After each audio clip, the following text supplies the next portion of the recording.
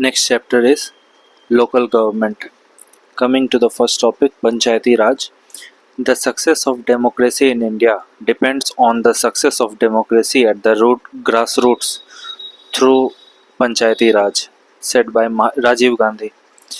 Second, Panchayati Raj embodies the spirit of participatory democracy, enabling citizens to have a direct say in their governance. They are inspired by Gandhiji's concept of oceanic circles of power and Swaraj. To realize the vision of Gram Uday se Bharat Uday, India needs second generation Panchayati Raj reforms focused on subsidiarity, fiscal autonomy, and participatory democracy. Coming to the subsidiarity principle, that is, decision making authority is best placed where responsibility for outcomes will occur, and it is in the uh, closest appropriate proximity to where the actions will be taken. Next, data on Panchayati Raj institutions. First, total PRI approximately 2.64 lakh gram panchayat, 6,792 block panchayats, and 670 Jilla Panchayat across India. Total representatives over 31.8 lakh elected representatives serve in the three-tier system. Next, women representation. Over 46% of all elected representatives, that is, over 14.5 lakh people, women. Next, um, 21 states have legally mandated 50% reservation for women in PRIs. Coming to the funding, Union budget allocation for rural development, uh, 2.73 lakh crore. It has increased by 211% from 2016-17 to 2026-27. Coming to the 16th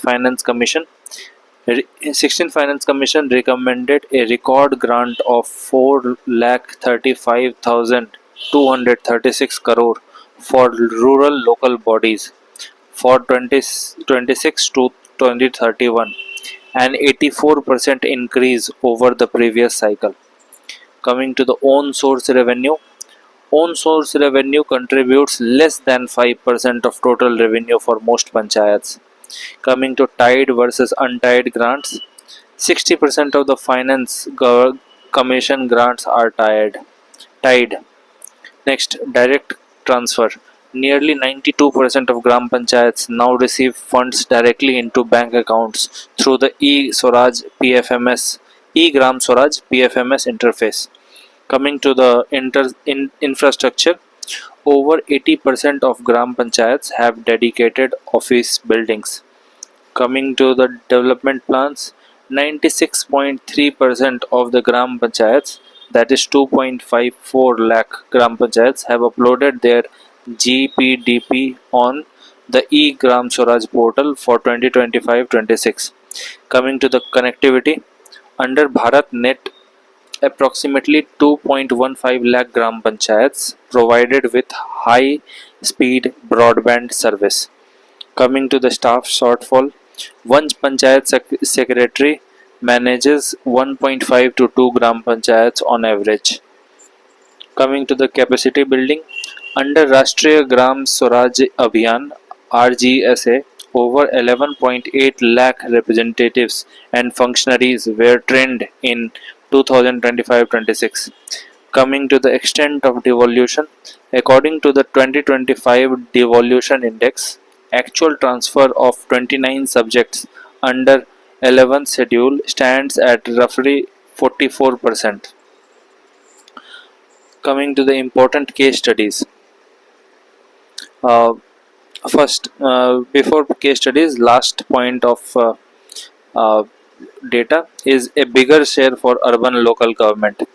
Now, urban local government grant has increased from 20% in 12th Finance Commission to 26% in 13th Finance Commission.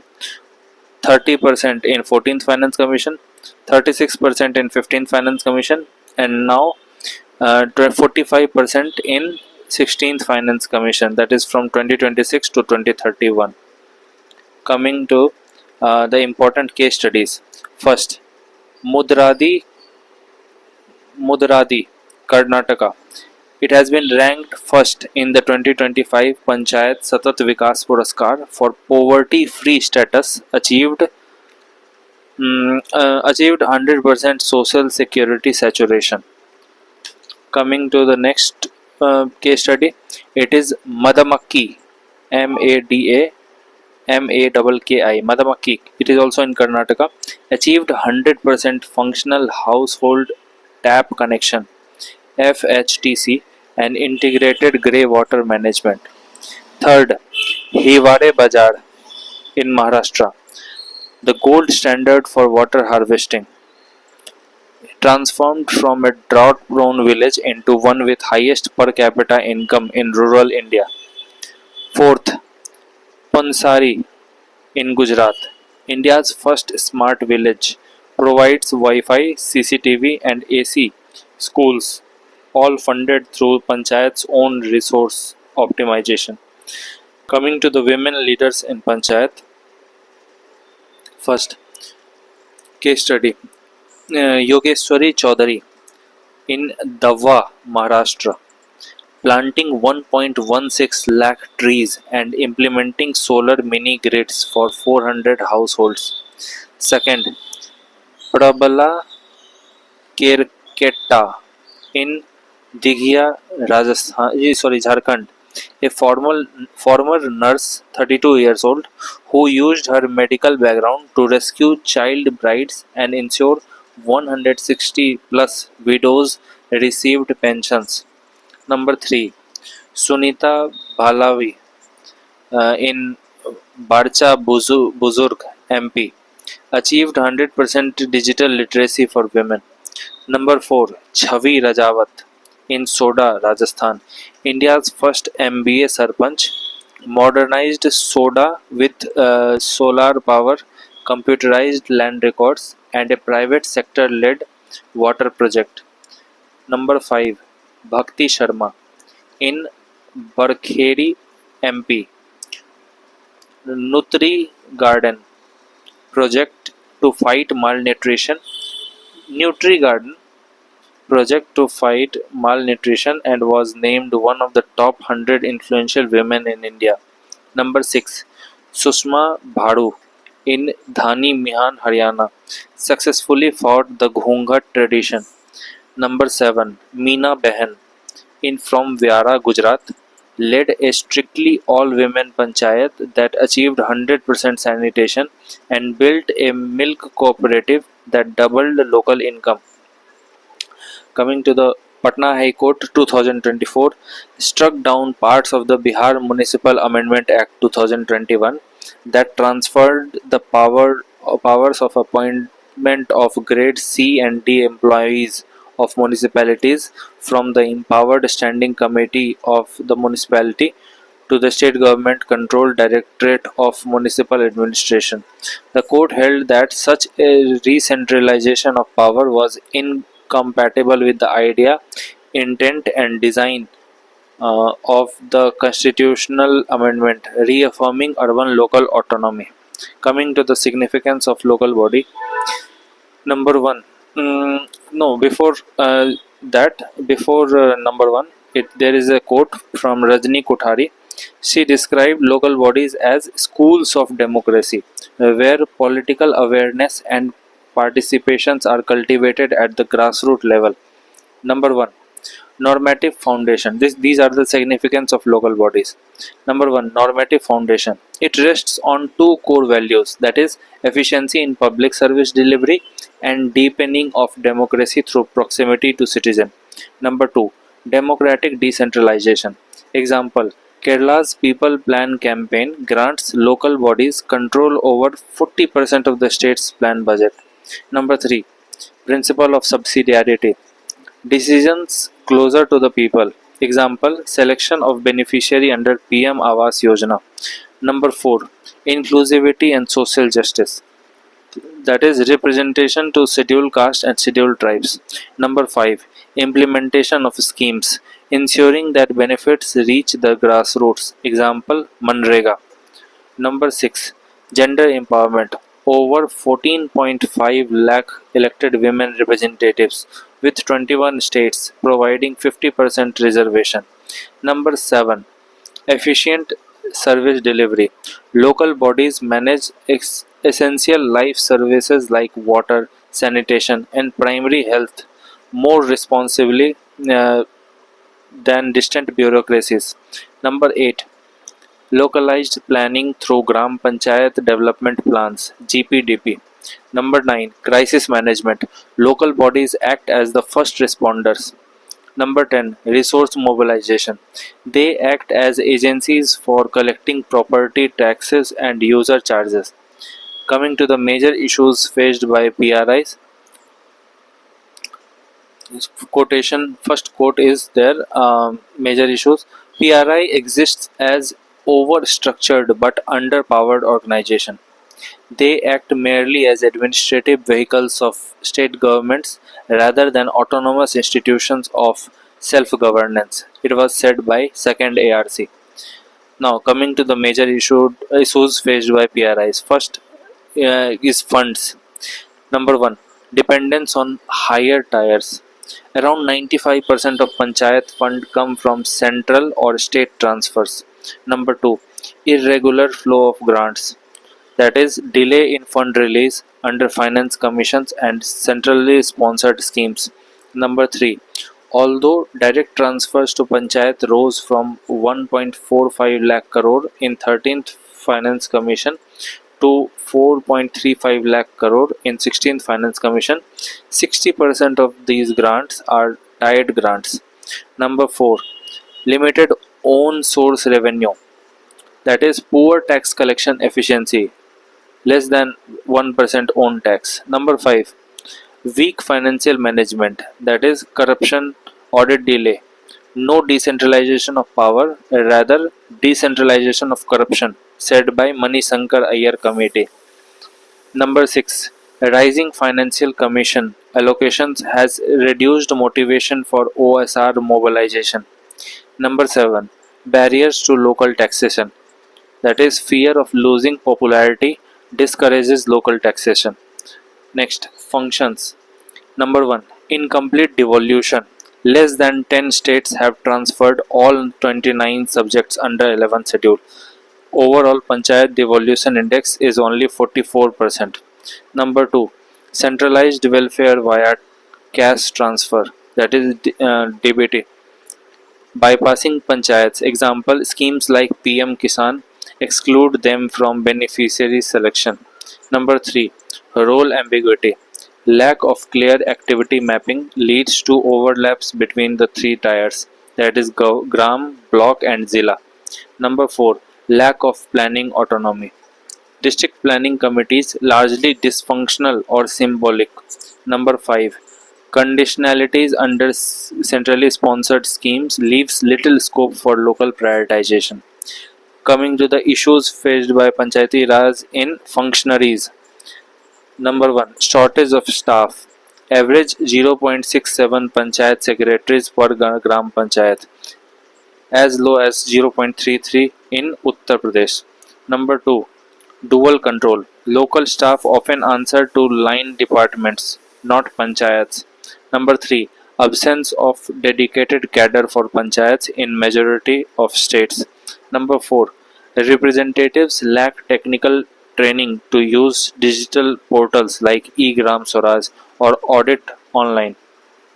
Number 5, the Sarpant Pati culture, that is male relative exercising real power. Number 6, inadequate infrastructure. Approximately 20% of the panchayats still lack dedicated office buildings, that is panchayat bhavans, or stable internet. Coming to the major issues faced by PRIs in functionality. Number 1, weak gram sabha, that is low participation, elite dominance and token meetings. Number 2, poor digital and administrative capacity, limited use of eGram Swaraj and GIS based planning. Number 3, accountability issues. that is weak social audit mechanism and poor grievance redressal. Number 4. Urbanization shift in policy focus as the rural population fell from 75% in 1990 to about 60%. Number 5. Lack of real-time data on village assets make evidence-based planning difficult. Coming to the government initiatives, number 1. Revamped Rashtriya Gram Swaraj Abhiyan, that is RGSA, capacity building and training of over 31 lakh elected representatives and PRI functionaries. It has 3 points. Number 1. Training on 9 thematic areas such as healthy village, water sufficient village, and women friendly village. Second, infrastructure. Funding for the construction of Gram Panchayat Bhavans and co-location of common service centers. Number 3 in RGSA is in 2025-2026 a specialized module for women elected representatives WER was launched to reduce Sarpanch Pati culture. Coming to the second government initiative, it is Swamitwa scheme. It has 4 parts. First, survey of village and mapping with improvised technology in village areas. Second, drone surveys have been completed in 3.29 lakh villages out of the 3.44 lakh target. Third, over 2.65 crore property cards have been distributed. Fourth, states like MP and Karnataka have mandated co-ownership of women in these cards. Coming to the third government initiative, it is E-Panchayat Mission Mode Project, that is MMP. It has 3 points, subpoints. First, E-Gram Swaraj Portal, a unified platform for planning, accounting and monitoring.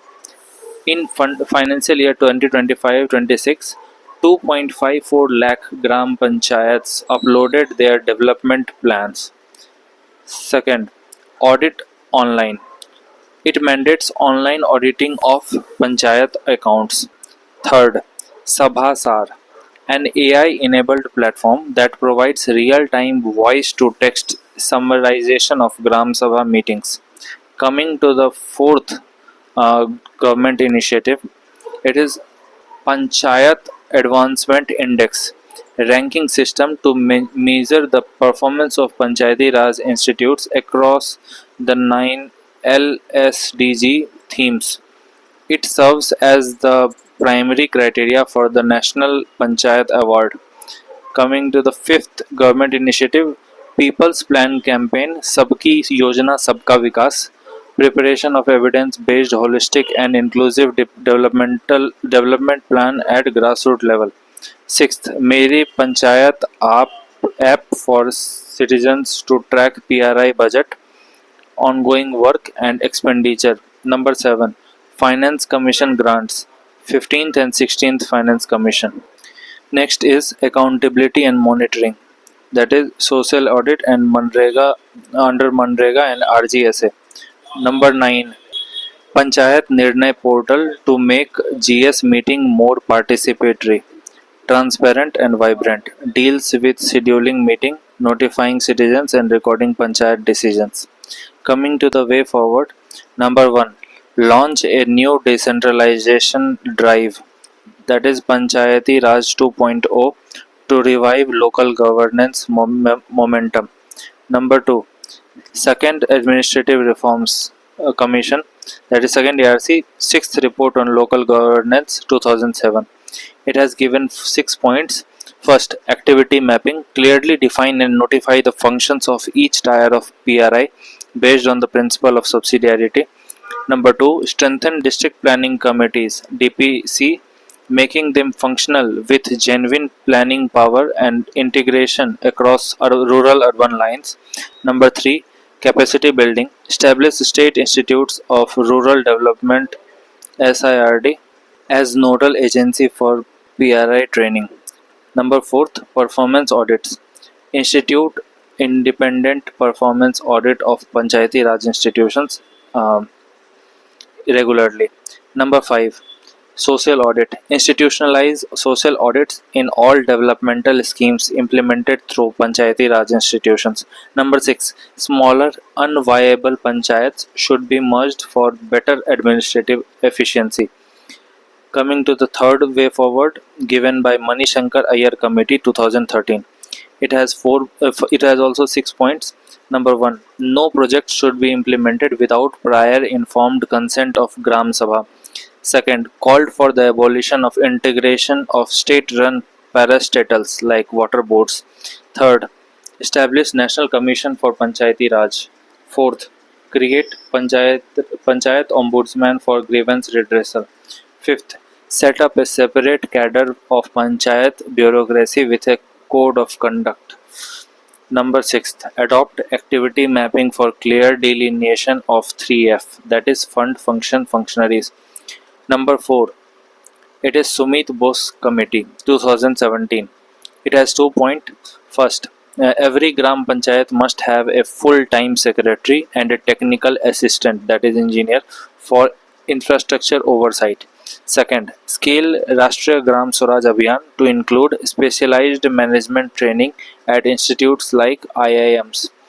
Number 5. Panchi Commission on Center-State Relation 2010.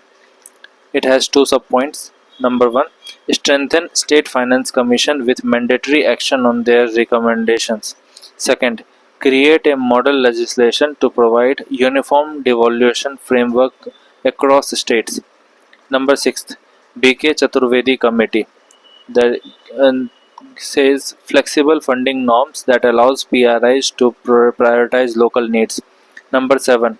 Professor T.M. Thomas Isaac, former Kerala Finance Minister, recommends building local cadre of professionals to assist PRIs in technical and planning aspects. Number 8. Nyaya Panchayats for a cluster of villages to resolve petty disputes, given by L.M. Singhvi Committee. Number 9. State level practices. Kerala's People's Plan devolved 40% of the state budget directly to the local bodies.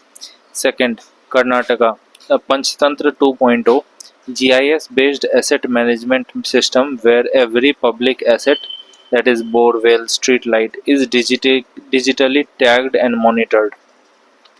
Coming to the next topic, that is district planning committees. First, the Union Budget 2026-27 proposed mapping city economic regions (CERs) for where district planning committees will play a nodal role in coordinating between ULBs and surrounding rural panchayats. Second, the Ministry of Panchayati Raj issued guidelines for DPCs to incorporate district climate resilience plans into the annual draft development plan. Next, constitutional provisions. First, Article 243ZD, inserted by 74th Constitutional Amendment Act 1992. Second, composition. The state legislature determines the composition of DPCs. At least 4/5, यानी कि 80% of the members must be elected by and amongst the elected members of districts, panchayat and municipalities. Second, the ratio of members from rural and urban areas must be in proportion to the population ratio of the district. Coming to the key function of DPCs, number 1, consolidation of plans, that is merging individual Gram Panchayat development plans (GPDP) and urban local body (ULB) plans into one cohesive document.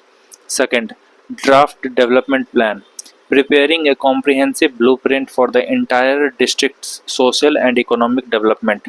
Number 3, helps in prioritizing and recommending allocation of financial resources for different sectors based on local needs. Number 4, spatial planning, that is addressing the physical layout of the district, including zoning and land use patterns across rural urban borders. Number 5, resource mapping, assessing available financial and natural resources, example water, mineral, forest, for optimal allocation. Number 6, infrastructure integration, that is planning common infrastructure like district highways, solid waste plants, and water pipelines that serve both towns and villages. Number 7. Submission to state. The chairperson forwards the finalized plan to the state government for inclusion in the state plan. Number 8. Promoting bottom up planning by reflecting the priorities and aspiration of local people. Number 9. It acts as a coordination mechanism between Panchayati Raj institutions and municipalities. Number 10. It ensures that the district plan aligns with state level policies and objectives. Next, major issues in functioning. Number 1. Lack of uniformity. States have discretion in operationalizing DPCs, leading to variation in structure, powers, and roles across states. Number 2. Bureaucratic hegemony, dominated by district collector or state appointed officials. Third, non-binding nature of recommendation. Fourth, DPCs have no independent budget or taxing power to execute them. Number 5, lack of technical staff. Uh, that is, lack of town planners or economists to create scientific plans. Number 6, para-statal bodies like water boards execute projects without consulting the DPCs. Number 7, rural urban disconnect, limited integrated planning for peri-urban areas, that is urban clusters. Number 8, irregular meetings. Number 9, sidelining the Gram Sabha during the consolidation phase at the district level. Number 10, MPs and MLAs dominate discussion, suppressing voices of ward councillor. Coming to the way forward, number 1, independent secretariat. Every DPC must have a permanent office with office professional town planners and economists given by Sumit Bose committee. Number 2, financial devolution. A dedicated district planning fund should be created with a share of state GST being directly created credited to DPCs. Number 3, mandatory social audit. The draft plan must be placed in the public domain for 30 days for citizen feedback before finalization. Number 4, regular meetings, mandatory quorum and proper documentation. Coming to the next topic, that is PESA Act. PESA Act 1996 is a landmark legislation that aims to extend the 73rd Amendment to the 5th Schedule areas of India. It is called a constitution within the constitution for tribal people. Coming to the key objective, number 1, self-rule through traditional Gram Sabha for people living in scheduled areas. Number 2, to recognize and safeguard the traditional traditions, customs, and cultural identity of tribals. Number 3, resource control, ownership ownership of minor forest produce and control over local resources. Number 4, prevent exploitation, that is, protect from land alienation, money lending, and intoxicant abuse. Number 5, participatory democracy. Make the Gram Sabha the nucleus of all developmental activities. Number 6, to recognize traditional community based dispute resolution mechanism. Number 7, bottom up planning. To ensure that every development project is approved by Gram Sabha. Adi Karma Yogi Abhiyan, national movement to build a decentralized tribal leadership and governance ecosystem. The objectives of this is train 20 lakh tribal change makers across 1 lakh villages in 550 tribal dominated districts. Next, promote last mile convergence and effective service delivery. Third, facilitate Village Vision 2030 planning and development action plan. Next, key provision of PESA Act. Every village shall have a Gram Sabha consisting of persons whose name are included in the electoral rolls. Number 2, every panchayat must obtain a certificate of utilization from the Gram Sabha for funds used for development plans. Number 3, reservation of seats. Number 1, reservation for STs shall not be less than 50% of the total number of seats. Second, in this is all chairperson at all level of panchayat must be from the scheduled tribes. Coming to the fourth provision of PESA Act, land and water control. It has two subparts. One, Gram Sabha must be consulted before land acquisition for developmental projects and before resettling affected persons. Second, Gram Sabha are empowered to prevent land alienation and restore unlawfully alienated. PESA applies only to scheduled areas under 5th schedule, leaving out tribal populations in non-scheduled areas, limiting its scope and impact. Number 2.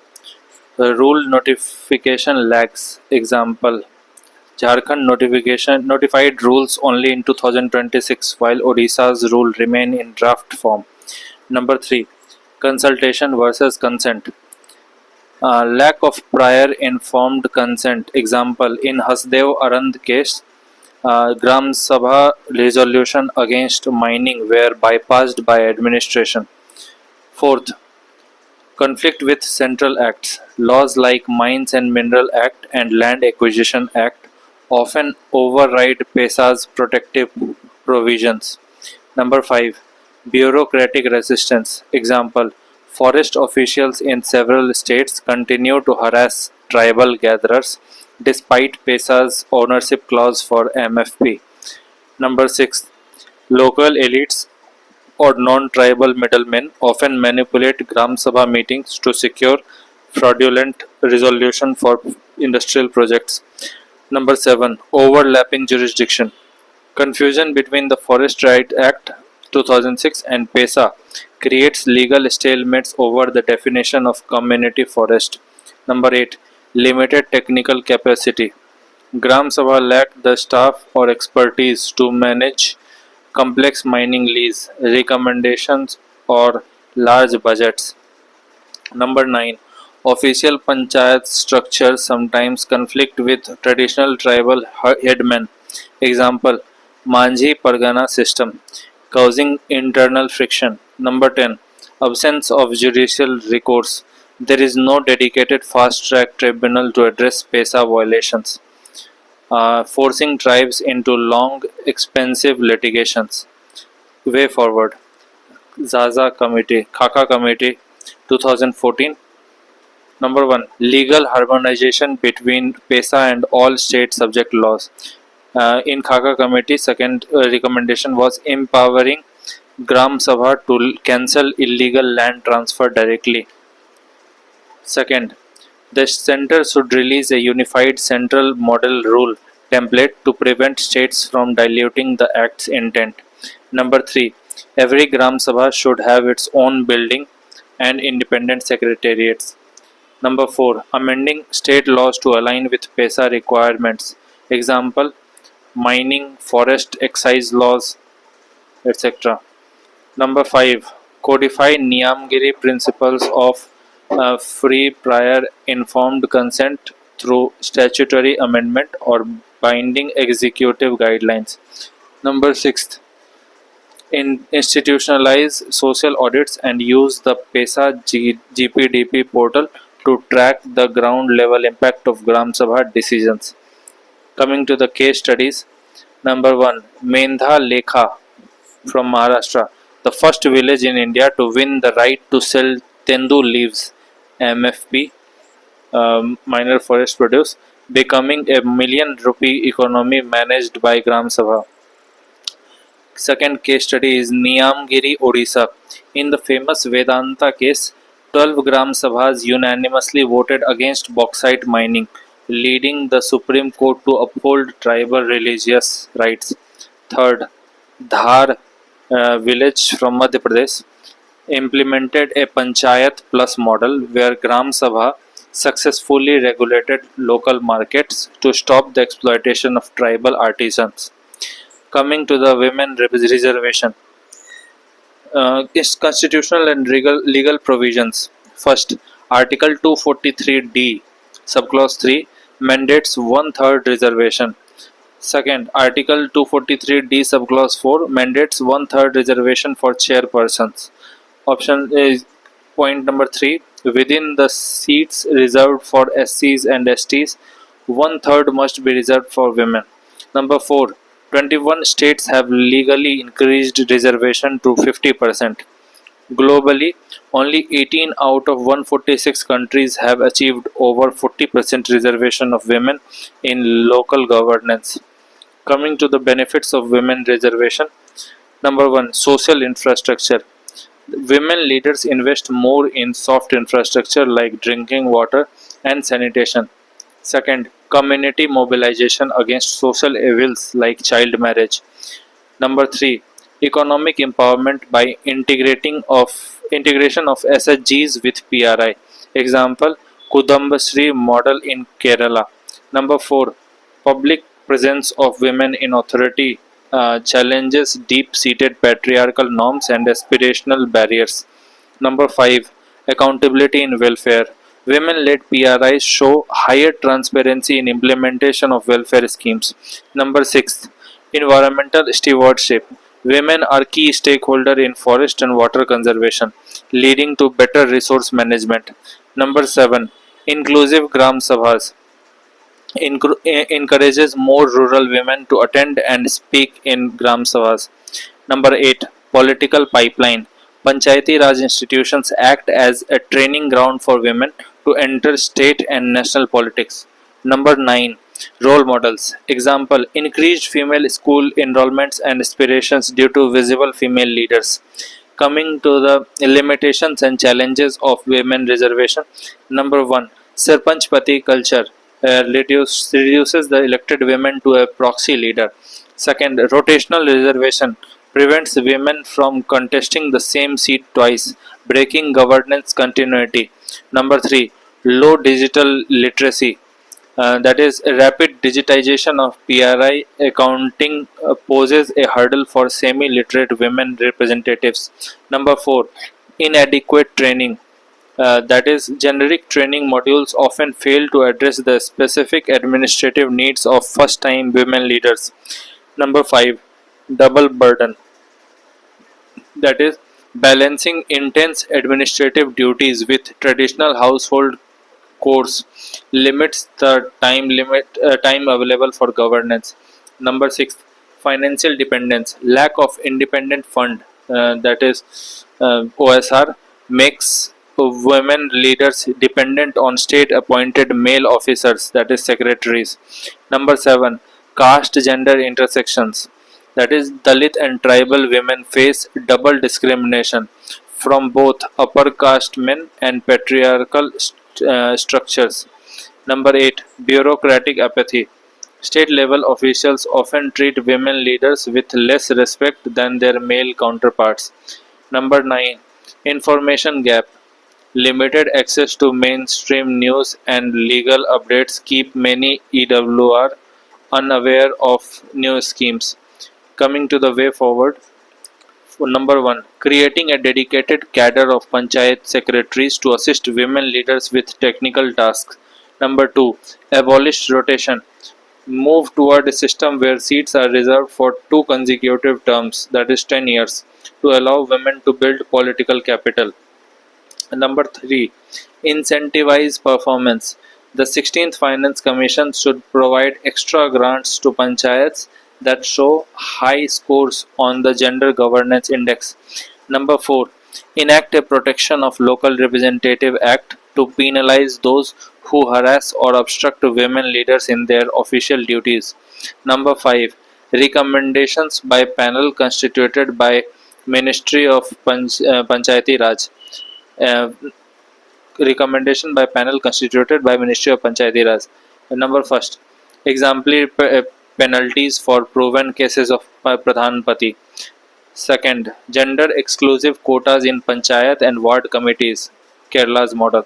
Third, anti Pradhan Pati award. Fourth, virtual reality simulation training to enhance governance skill. Coming to the aspirational block program. The Aspirational Block Program is modeled on highly successful Aspirational District Program launched in 2018. It was launched by PM in 2023 during the second National Conference of Chief Secretaries.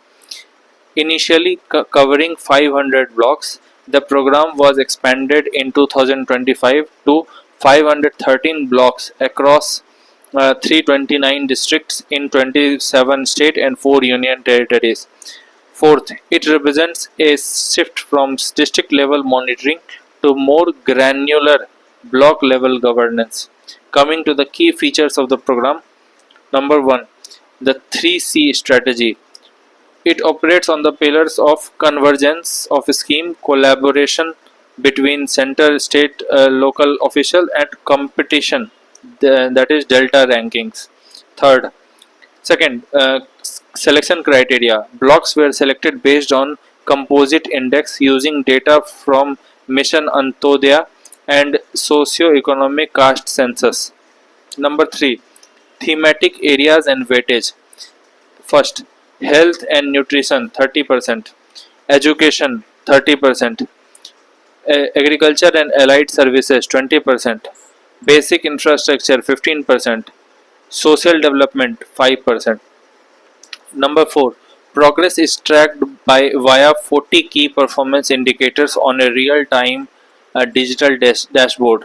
Coming to the key achievements, first, Sampurnata Abhiyan success. In 2024, Niti Aayog launched a 3-month campaign to achieve 100% saturation in 6 specific KPIs in all aspirational blocks. Second, Sampurnata Abhiyan 2.0 was launched in January 2026, ending April 14, 2026, to sustain the gains and saturate indicators like bovine vaccination and girl child toilets. Number 3, over 4,500 block development officers have been trained as leaders of change to improve grassroots administrative efficiency. Number 4, uses central ministry databases for real time tracking. Number 5, over 90% of blocks now have 100% functional household tap connection under the Jal Jeevan Mission convergence. Sixth, financial inclusion. Pradhan Mantri Jal Jeevan Bima Yojana and Pradhan Mantri JJBY and PMSBY enrollment moving closer to 100% saturation among eligible beneficiary in target blocks. Seventh, health coverage. Substantial improvement in TB notification and treatment success rates. Coming to the major challenges. Number 1, financial resource gaps. The program relies on convergence of existing funds. Number 2, human resource shortfall. High vacancy rates for doctors, teachers, and technical staff in remote areas. Third, data discrepancies. The quality of data at the last mile, that is village to block entry, remains prone to manual errors or over reporting. Number 4, many blocks are in left wing extremist affected areas or high altitude regions, making physical infrastructure delivery slow and costly. Number 5, one size fits all metric.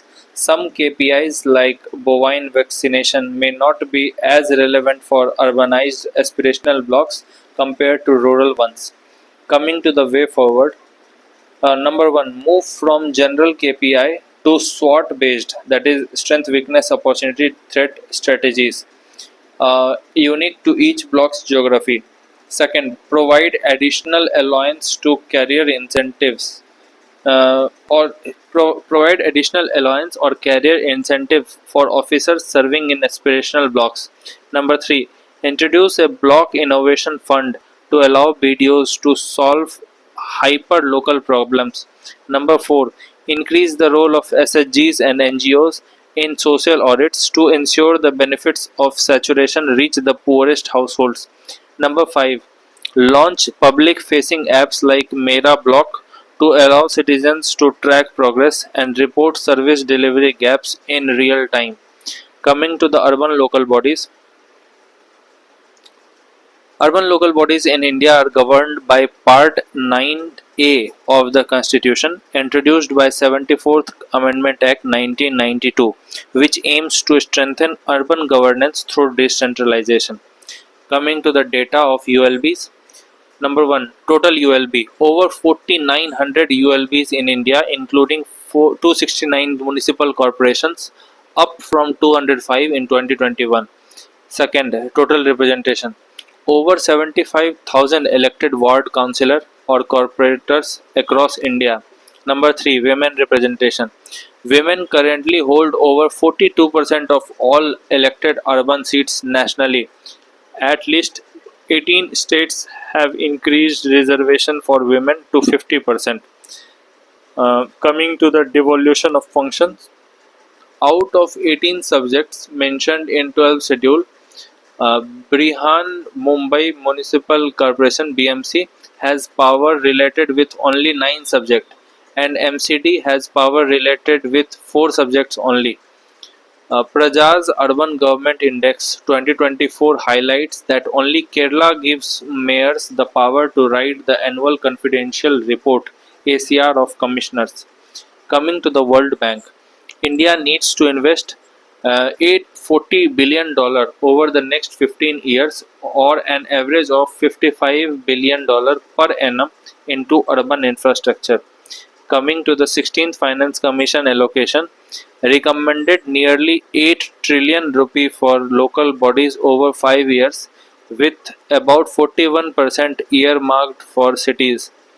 Coming to the property tax dependence, property tax is the primary source of own source revenue, but collection efficiency is only 35 to 40% across Tier 2 and Tier 3 cities. Property tax revenue as a share of GDP in India is 0.15%, while in OECD countries it is around 1%. Coming to the own source revenue (OSR), OSR accounts for less than 30% of total municipal expenditure on average, compared to USA that has 63%, Brazil 45%.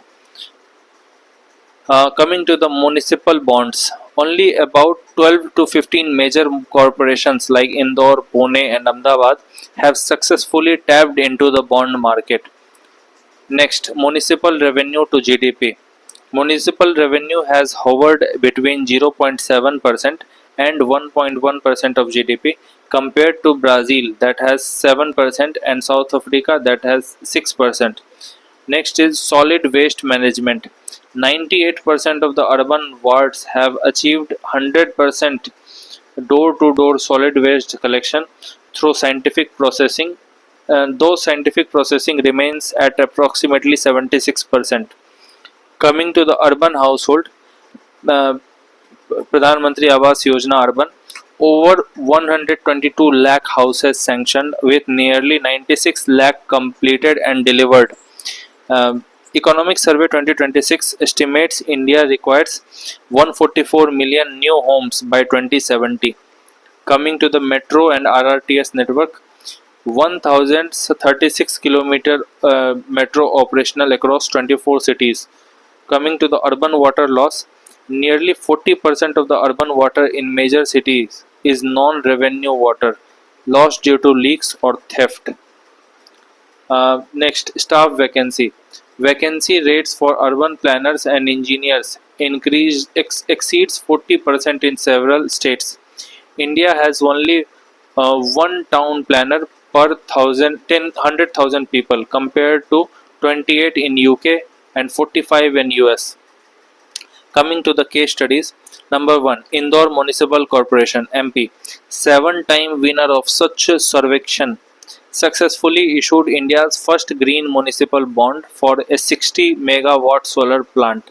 Second, Ahmedabad Municipal Corporation, a pioneer in land monetization, appropriated 4.5 square kilometer of affordable housing using the town planning scheme model. Third, Surat Municipal Corporation achieved 100% sewage water recycling. Fourth, Ambikapur, Chhattisgarh achieved garbage clinics, 100% waste segregation through women SHG model. Number 5, Bengaluru has implemented strict municipal bylaws requiring large residential complexes to treat and reuse 100% of their grey water. Coming to the next Performance analysis. Positive role of urban local body.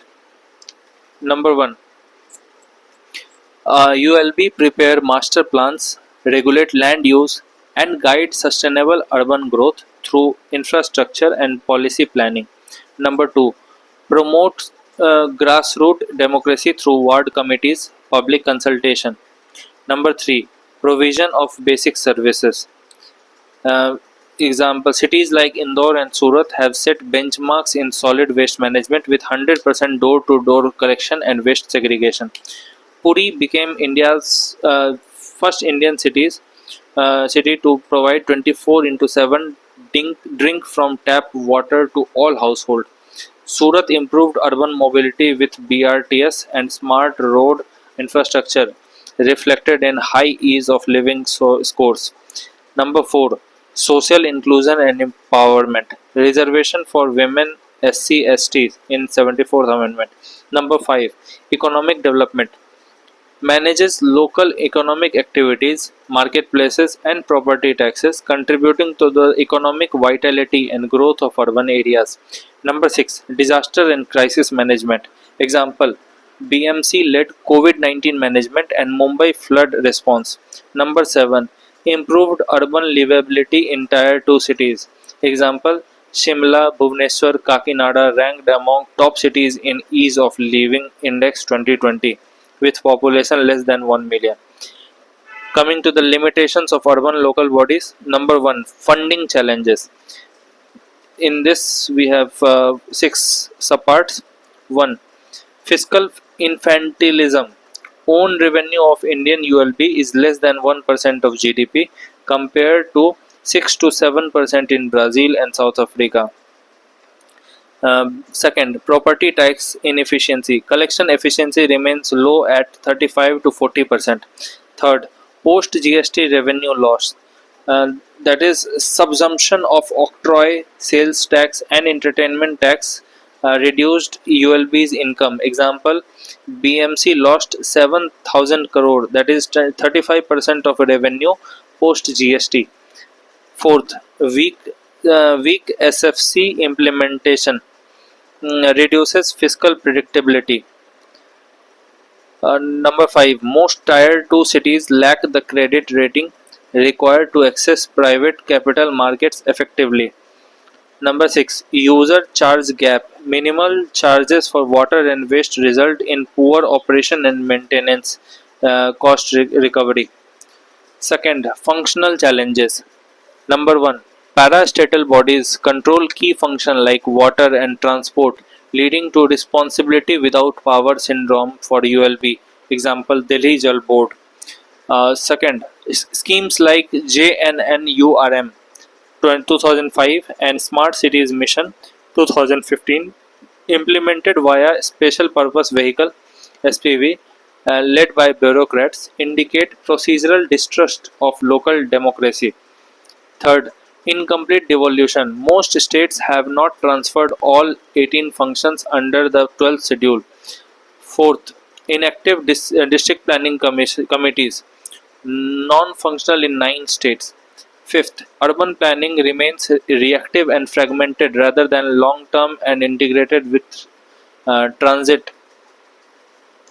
Number 6, 65% of Indian cities still operate without updated master plan, said by Niti Aayog. Third, functionary challenges. Number 1, election delays. Example, BBMP Bangalore vacant since 2020. Second, proxy representation. Corporator Pati syndrome weakens women empowerment. Third, state appointed municipal commissioner overshadow elected mayors. Fourth, staff shortage. 42% of posts vacant 2022, leading to poor service delivery. Fifth, absence of dedicated municipal administrative service in many states. Coming to the fourth, functionality challenges. Number 1, neoliberal urban policy bias. Focus on competitive cities and investment driven growth has sidelined democratic decentralization, said by RBI. Second, weak citizen participation structures. Ward committees and area sabhas are non-functional or absent in most states. Only 5 out of 35 state and union territory have legally mandated participatory bodies. Third, rapid urbanization strains water, housing, and sanitation systems. Example: Bengaluru floods 2022 and Mumbai water shortages show planning failures. Fourth, 17% of urban households live in slums. 11 million homes are vacant. Observer Research Foundation 2023. Fifth, ceremonial mayors. In most Indian cities, the mayor has no executive power, which instead rests with the state appointed commissioner. Number 6. Audit lags. Delayed and non transparent audits lead to poor financial credibility and loss of performance grants. Sixth, legal constraints. ULBs lack the freedom to set their own tax rates or borrow without stringent state approvals. Coming to the Greater Bengaluru Governance Bill case study 2024, it creates Greater Bengaluru Authority (GBA) headed by Chief Minister and Chief Commissioner bureaucrat. It empowers GBA to alter ULB boundaries and override elected councils. This effectively removes even the symbolic layer of decentralization. Coming to the government schemes, 16th Finance Commission 2026 to 2031. It has three subpoints. First, rupees 3.56 lakh crore has been allocated specifically for urban local bodies. Second, 58,000 crore is tied to performance, requiring ULBs to show a 5% annual growth in their own source revenue and 100% digital auditing of accounts. Third, urbanization premium, a new 10,000 crore fund to reward states with rapid but well planned urban transitions. Coming to the Urban Challenge Fund, this is the second government scheme. It has subparts. First subpart is 1 lakh crore central assistance aimed at catalyzing a total investment of 4 lakh crore over 5 years.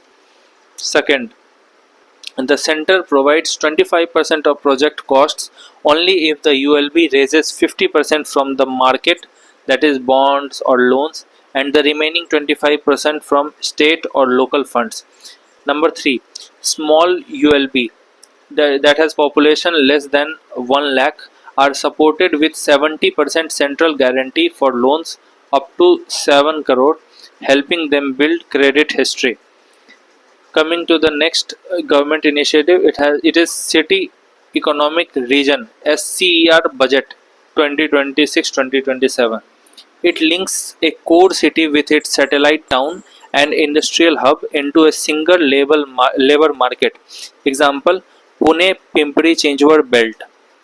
Second, 5,000 crore per region for 14 identified CER to develop common regional infrastructure like rapid transit and high speed logistics.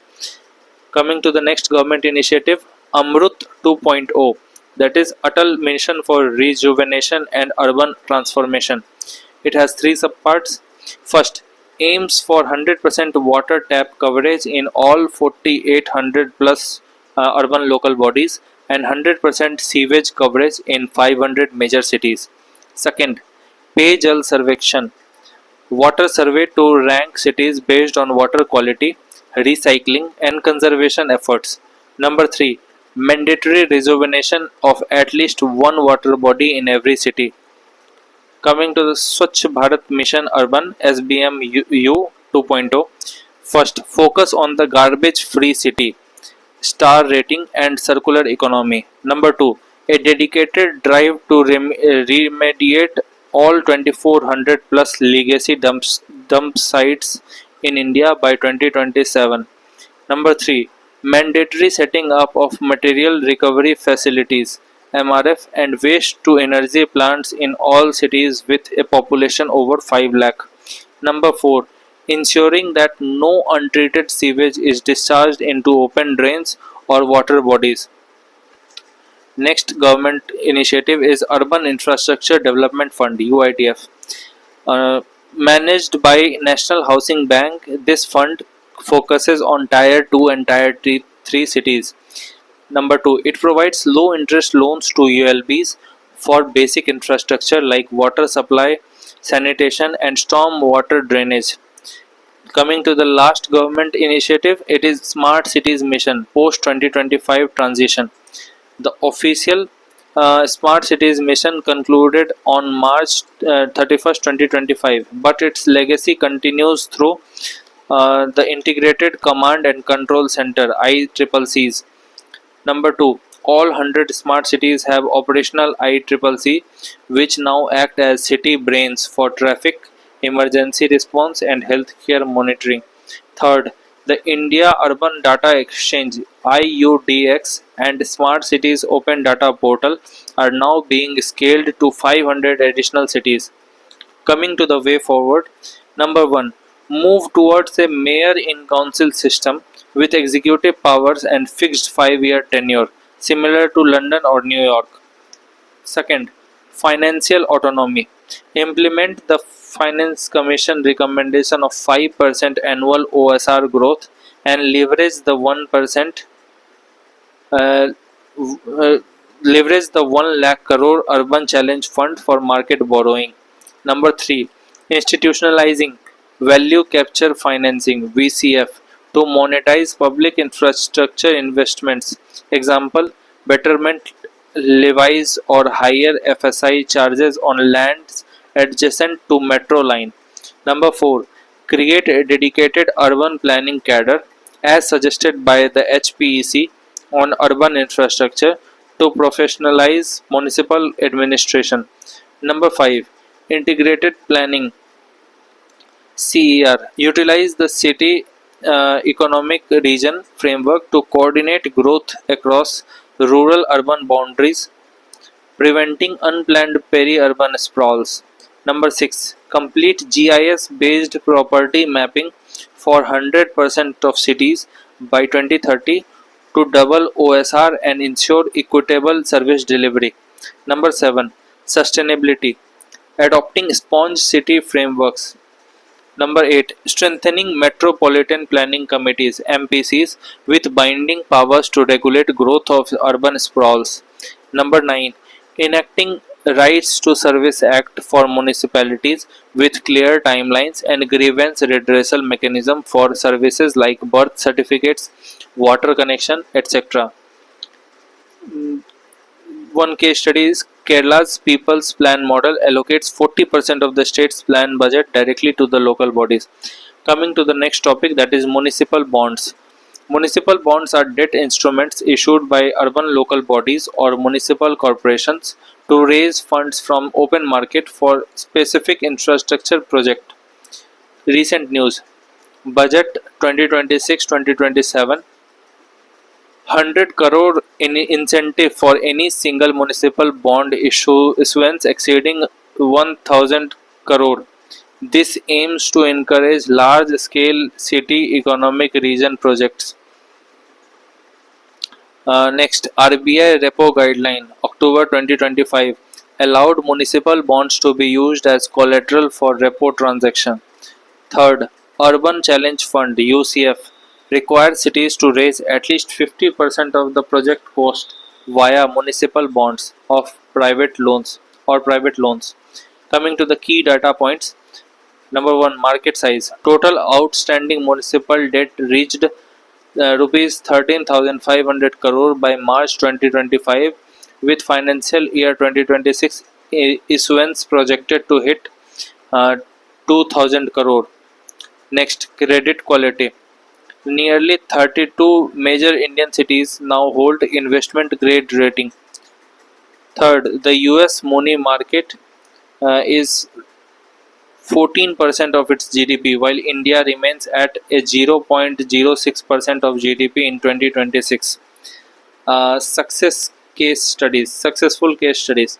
Number 1, Indore raised 244 crore, oversubscribed 6 times to fund a 60 megawatt solar power plant.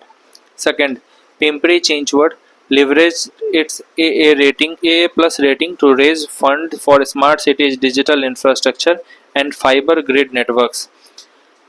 Coming to the next point, that is need for municipal bonds in India.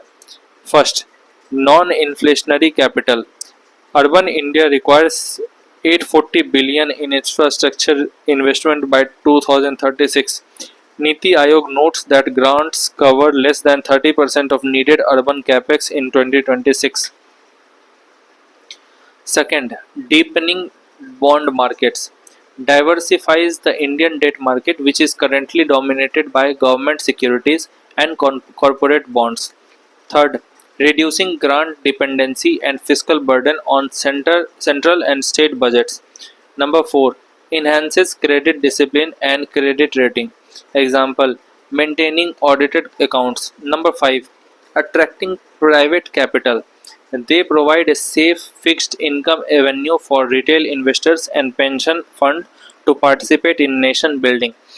Sixth point, transparency and accountability. Bond covenants require regular public disclosure of financial health, reducing corruption and delays. Number 7, support for smart cities. High tech command centers and digital grids require large upfront capital that bonds can provide. Number 8, climate financing. Green bonds allow cities to fund EV charging hubs and renewable energy without diverting social sector fund.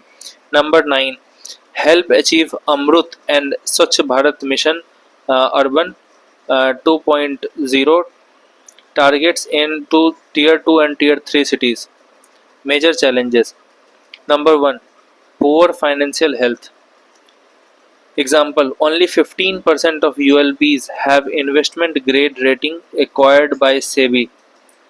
Number 2, weak revenue base due to inefficient property tax collection and low user charges. Number 3, low secondary liquidity. Once issued, municipal bonds are rarely traded, making it difficult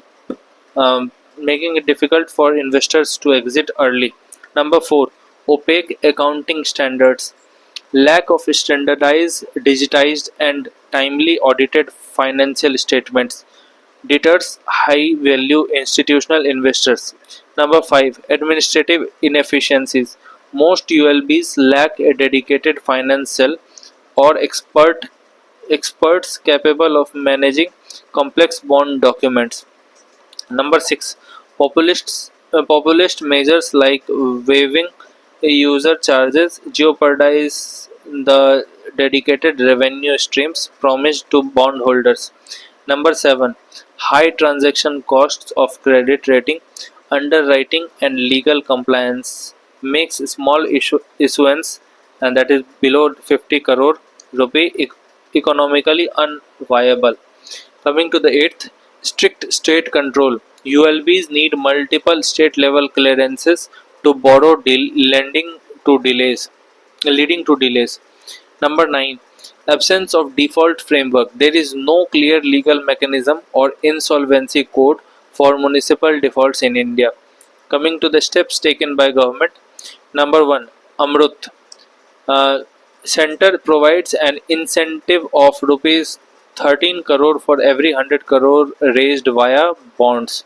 Second, Credit Repayment Guarantee Fund CRGSS. Number 3, SEBI has simplified the listing of municipal debt securities norms and introduced a municipal bond information repository. Number 4, GST compensation integration, allowing states to use a portion of GST compensation as a sinking fund to guarantee bond repayments. Coming to the way forward. Number 1, Municipal Recovery Fund to act as a backstop in case of temporary repayment delays. Global practice, USA's bond insurance. Number 2, Scale up Pooled Finance Development Fund PFDF model, where several small ULBs pool their requirements to issue a single large value bond. Number 3, complete 100% GIS based property tax mapping to double municipal revenue. Recommendation of HPEC on urban infrastructure. Number 4, create a specialized municipal administrative service to provide professional financial managers to ULB. Number 5. Tax-free status to bonds used for water and sanitation projects to attract retail investors. Coming to the next topic, that is direct election of mayor. The 74th Constitutional Amendment Act 1992 provides for urban local bodies but does not prescribe the mode of election of mayors. Hence, the method of mayoral election is decided by state legislature under Article 243R of the Constitution. Number 1. Active direct election. Haryana, Uttar Pradesh, Bihar, Chhattisgarh, Jharkhand, Madhya Pradesh, Odisha, Telangana and Uttarakhand. Number 2. Fluctuating systems. States like Rajasthan and Tamil Nadu have frequently switched between direct and indirect systems depending on the political party in power. Coming to the benefits of direct election of mayor. Number 1. Fixed tenure and stability. Number 2. Direct accountability to citizen. Number 3. City-wide vision. Directly elected mayors represent the entire city, not just a single ward, reducing parochial ward-level politics. Number 4. Stronger mandate for reform. That is, popular support provides the political capital needed to implement through though reforms like increased property tax. Fifth, checks on bureaucracy. Sixth, reduced horse trading eliminates the resort politics seen during indirect elections. Seventh, faster decision making. Eighth, professionalization of politics. Attracts high profile candidates who can run a city like a CEO. Ninth, enhanced city branding helps in attracting global investment and sister city partnership. 10th, improved crisis management.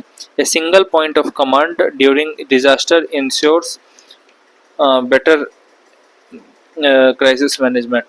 Coming to the major issues or challenges. Number 1, executive legislative deadlock. Uh, Second, ceremonial nature of post. In many states, even directly elected mayors lack actual executive powers, which remain with the commissioner. Number 3. Conflict with the state government in funds. Number 4. Tussle with MPs and MLAs. Directly elected can be seen as a political rival to local legislators, leading to administrative friction. Number 5. Risk to autocratic behavior without strong mayor in council checks. Number 6. Increased in election costs. Number 7. Populist bias. Coming to the way forward. Number 1. Strong mayor in council model. Example, Kolkata. Second, second ARC recommendation. Mayor should be executive head of the city with a fixed tenure. Number 3. Global practice, best practice like London and New York. It has executive mayor system where mayors proposes the budget and the council performs the audit or veto function. Number 4. Dedicated municipal cadre, independent state level transfers. Number 5. Introduce a right to recall to ensure mayor remains responsive throughout the term. Sixth, direct a fixed percentage of state GST to the mayor office to ensure financial autonomy from the state. Number 7. Form a city coordination committee chaired by mayor, including local MP MLA to prevent jurisdictional friction. Coming to the next topic, delays in elections of local body.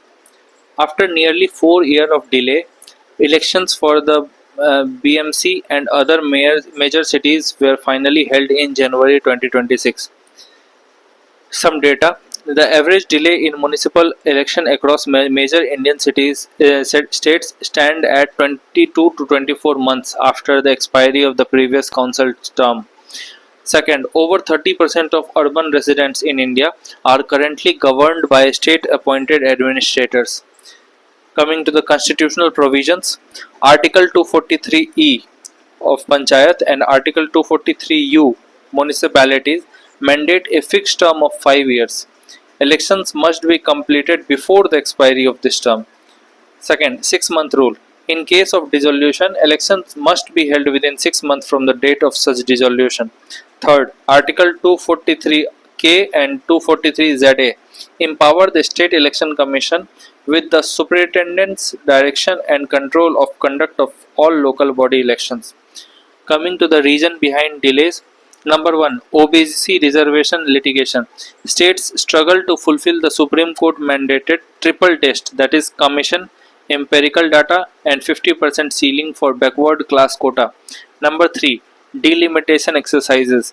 State governments use the redrawing of ward boundaries as a tactical tool to postpone polls. Number 3, Census 2021 postponement. States like Rajasthan cited incomplete population data as a primary reason for the April 2026 poll delay. Number 4. States prefer administrators over elected heads for easier control over local fund. Number 5.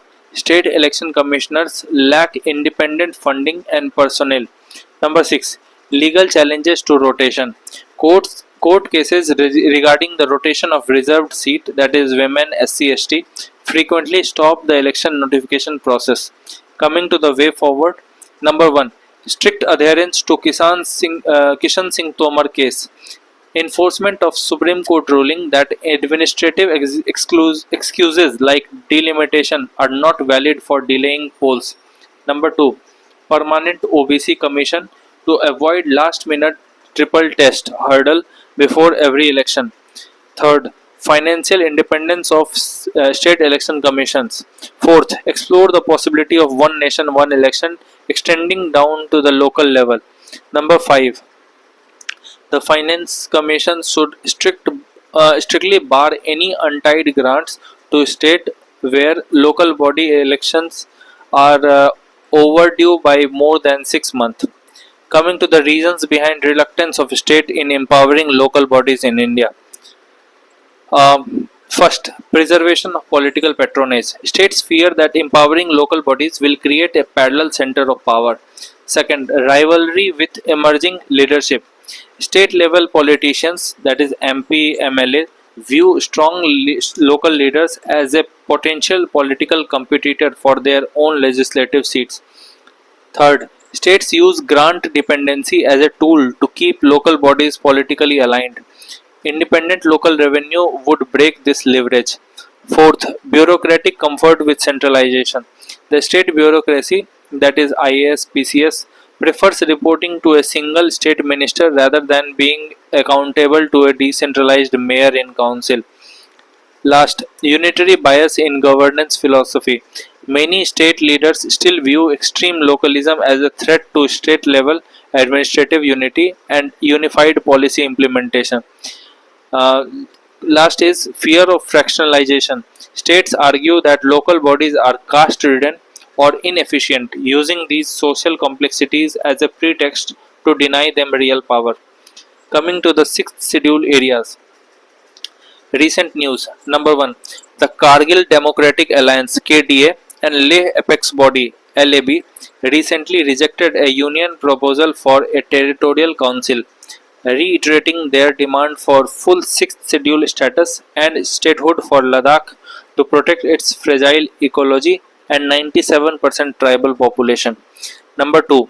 Several ADCs in Autonomous District Council in Meghalaya and Mizoram passed formal resolution opposing the Uniform Civil Code, arguing it infringes upon the customary laws protecting the 6th schedule. Number 3. Protected under 6th schedule. Number 3. There is a renewed push for passage of 125th Constitutional Amendment Bill, which seeks to increase the financial autonomy of Autonomous District Council and introduce village level councils. Coming to the key data points, states number 1, states covered 4 states, that is Assam, Meghalaya, Tripura and Mizoram. Number 2, 10 autonomous district council, 3 each in Assam, Meghalaya and Mizoram and 1 in Tripura. Third, council composition, maximum 30 members, 26 elected and 4 nominated by governor. Fourth, term 5 years. Nominated members hold office at the pleasure of governor. 5. Central and state laws do not automatically apply to these areas. They require a notification by the governor for Assam or the president for others with a specific modification. Next is constitutional provisions. Number 1. Article 244 subclause 2 specifically provides that the provisions of 6th schedule shall apply to the administration of the tribal areas in the four northeastern states. Number 2. Article 275(1) mandates special grant in aid from Consolidated Fund for India to these areas for development and administration. Number 3. Governor's role. The governor has the power to create, reorganize, or change the name or boundary of autonomous district. Coming to the benefits of 6th schedule. Number 1. Cultural preservation. It protects the unique civilizational identity of northeastern tribes. Second, prevents the alienation of tribal land by prohibiting its transfer to non-tribals. Number 3. Recognizes traditional dispute resolution system for tribal disputes. Number 4. Legislative self-rule. Empowers council to make laws on subjects like shifting cultivation, water courses, and local social customs. Fifth, fiscal empowerment. Collect land revenue and taxes on professions, vehicles, and trades. Number 6. Resource management. It allows tribal communities to manage community forests, excluding reserved forests and local water resources. Seventh, protection from exploitation. It regulates money lending and trading by non-tribals to prevent debt traps and economic marginalization. Eighth, political representation. It ensures that minority tribal groups within a state have a dedicated platform for political expression. Number 9. Countering insurgency. Example: creation of the Bodoland Territorial Region (BTR) ended decades of militancy through constitutional accommodation. Number 10. Customary law recognition safeguards the traditional social fabric by making governor's assent mandatory for laws affecting tribal customs. Coming to the major issues in 6th schedule areas. Number 1. Overlapping jurisdictions lead to frequent power struggle between the state legislature and councils. Number 2. No mandatory reservation for women. Women representation in most autonomous district council below 5%. Number 3. Absence of anti-defection law leading to instability and horse trading. Number 4. Financial dependency. Despite taxing powers, most councils remain heavily dependent on discretionary state grants, limiting actual autonomy. Number 5. Bureaucratic hegemony. Example: in Assam, the principal secretary to council is an IAS officer reporting to the state. Number 6. Incomplete power transfer. Example: departments like PWD and irrigation in Tripura Autonomous District Council often remain under state control in practice. Number 7. Power is often concentrated among few tribal elites. Number 8.